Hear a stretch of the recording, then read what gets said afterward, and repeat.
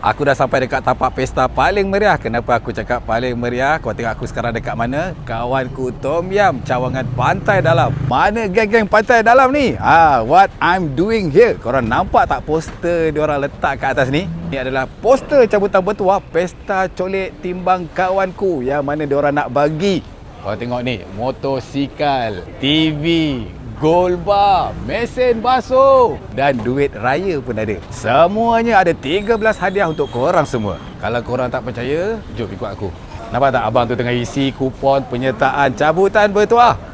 So isi kupon, isi nama, kemudian letak kat dalam ni tong dia. Tengok ramai yang dah isi ni.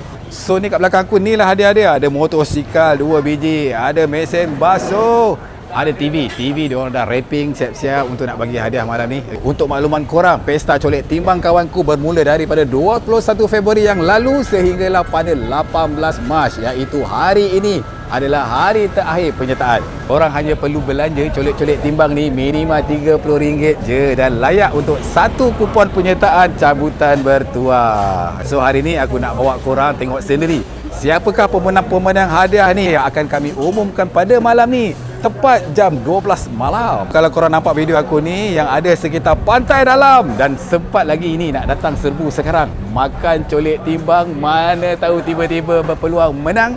Rezeki kita tak tahu kan. Jumpa korang malam ni guys. Assalamualaikum.